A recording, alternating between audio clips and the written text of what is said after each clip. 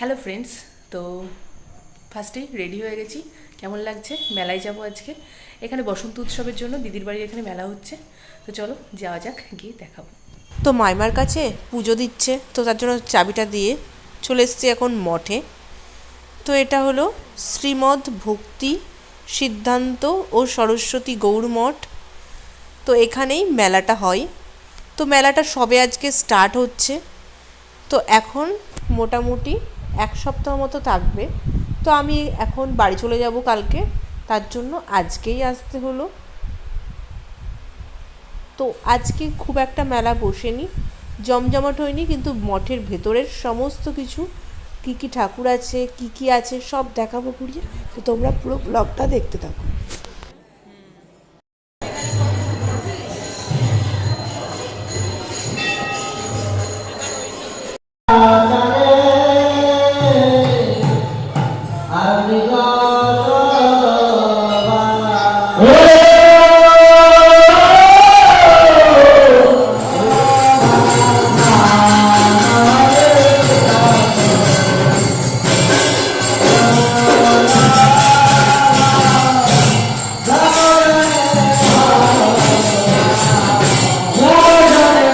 তো মঠের ভেতরে অনেকগুলো মহারাজের সমাধিস্থল, এগুলো এক একটা। তো ওখানে দুজনের দেখালাম, আর এখানে দুটো মহারাজের দেখালাম, আর একটা আছে রাধাকৃষ্ণ ঠাকুরের। তো অপূর্ব, মঠে থাকলে মনটা একদম শান্ত হয়ে যায়। সত্যি খুব ভালো লাগছিল। সন্ধ্যাবেলা ওখানে বসেছিলাম। তারপরে এখন চলে এসেছি রাধাকৃষ্ণ মন্দিরে। তো চলো এই মঠটাও ঘুরিয়ে দেখাই।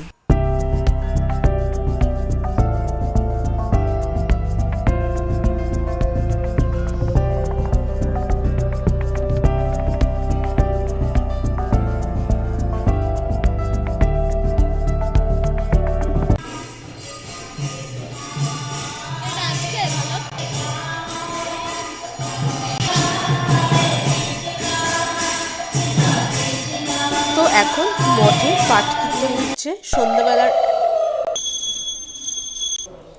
দিয়ে 1-1.5 ঘন্টা মতো বসে থেকে বেরিয়ে পড়লাম।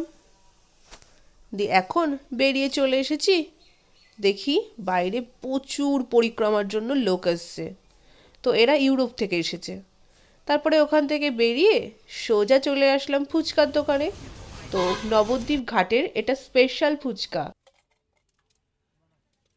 খুবই টেস্টি, খুবই টেস্টি। তো আমার ফুচকা খাওয়া হয়ে গেল। তারপরে আবার একটু চুরমুর নিয়ে চলে এসেছি এখন গামছার কারখানায়। তারপরে আবার মেলার থেকে একটুখানি জিলিপি নিয়ে নিলাম। তারপরে সোজা বাড়ির পথে যাচ্ছি। আমাদের বাড়ি কোথায়? ও, ওখান থেকে এসেছো? তো ফাইনালি এখন বাড়ি আসলাম। তো আমরা ওখানে ফুচকা খেলাম, আর হলো চুরমুর প্যাক করে নিয়ে এসেছি 2 প্যাকেট। তো সবাই প্যাক করে এখন খাচ্ছি। খুবই সুন্দর, ওটা একদম স্পেশাল ফুচকা ওখানকার। তো আজকে এখানেই ভিডিওটা এন্ড করছি। ভালো লাগলে like, comment, subscribe. Tata, bye bye.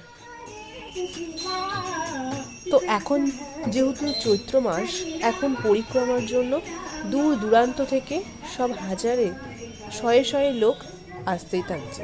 তো এর পুরো ভিডিওটা দিতে গেলে 1 ঘন্টা সময় লেগে যেত। তো আমি তো কিছুটা তোমাদেরকে শেয়ার করলাম।